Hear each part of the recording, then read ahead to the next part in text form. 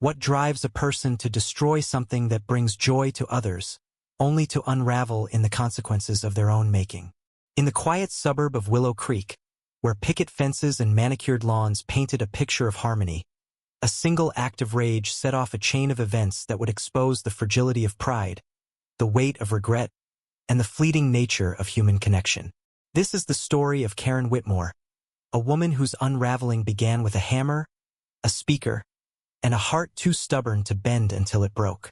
Karen Whitmore was known in Willow Creek for her impeccable garden, where rows of vibrant Karen roses bloomed with almost defiant perfection.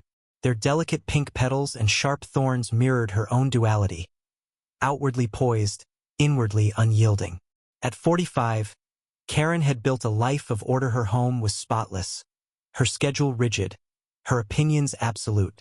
But across the street lived Jamal Carter, a 20-something DJ whose late-night music sessions sent bass lines throbbing through her walls, rattling her nerves and her sense of control. To Karen, those speakers were an assault on her peace, a personal affront she couldn't ignore.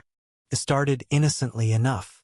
Karen would knock on Jamal's door, her smile tight, asking him to keep it down. Jamal, with his easy grin and dreadlocks bouncing as he nodded, always obliged at least for a night or two. But the music always returned, louder, bolder, as if mocking her. Neighbors didn't mind. Jamal's beats were the soundtrack of summer barbecues and impromptu block parties. To them, he was a spark of life in their sleepy cul-de-sac. To Karen, he was chaos incarnate. One sweltering July evening, the bass hit harder than usual. Karen sat in her living room, gripping her coffee mug, the vibrations pulsing through her chest like a second heartbeat. She'd had enough. Storming to her garage, she grabbed a hammer, her hands trembling with a mix of fury and purpose. She crossed the street, her slippers slapping the pavement, and stood before Jamal's prized outdoor speakers, sleek, black, and blaring. Without a second thought, she swung. The first strike cracked the casing. The second silenced the music. Shards of plastic scattered across the lawn like confetti, and for a moment, Karen felt triumphant, her breath ragged but victorious.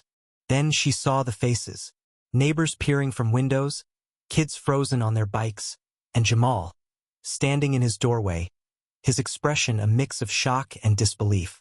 "Karen, what the hell?" he said, his voice low, almost wounded. She didn't answer. Clutching the hammer, she turned and marched home, her heart pounding with a strange cocktail of adrenaline and shame. She thought that was the end of it. She was wrong. The next morning, a police cruiser pulled into her driveway.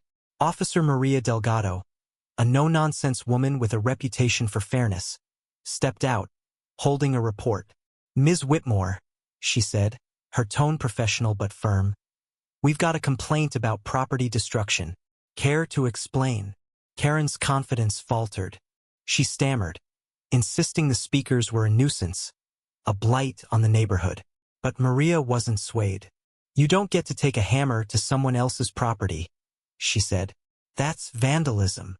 The fine was $500, and Karen was ordered to replace the speakers. $200 out of pocket. Her triumph crumbled into dread. Word spread fast. By noon, Willow Creek buzzed with whispers.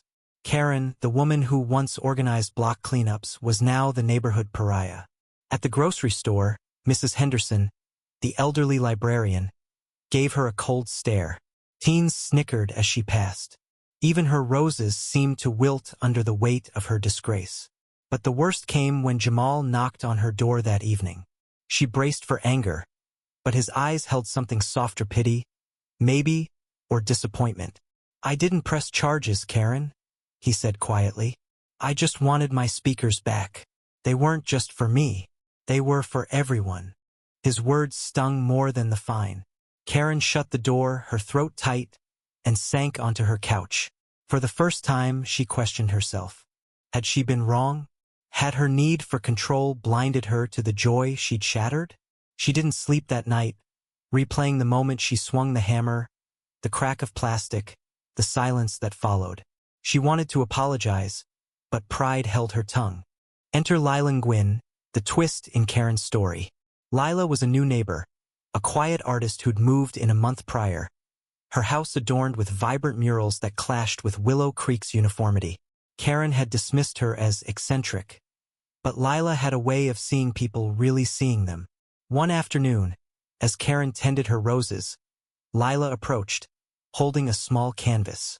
"I painted this for you," she said, her voice gentle. The canvas showed a single Karen rose, its petals vivid but its stem broken, surrounded by faint musical notes. "It's you," Lila said. "Beautiful but hurting. Maybe it's time to let the music in." Karen stared at the painting, her eyes burning. Lila's kindness cracked something Opina vulnerability she'd buried beneath layers of control. For days, the painting sat on her mantle, a silent challenge. She began to notice things she'd ignored. The laughter at Jamal's barbecues, the way kids danced to his music, the warmth of neighbors gathering. Her roses, once her pride, felt like a fortress, keeping her apart from the life across the street. She decided to make amends. She ordered new speakers, top of the line, and wrote a letter to Jamal, her hands shaking as she penned the words, "I'm sorry. I was wrong." She left the package and letter on his porch, hoping it was enough. But fate had other plans. That night, a storm rolled through Willow Creek, fierce and unrelenting. Lightning struck a tree in Jamal's yard, sparking a fire that spread to his porch. The new speakers, still in their box, were consumed in flames.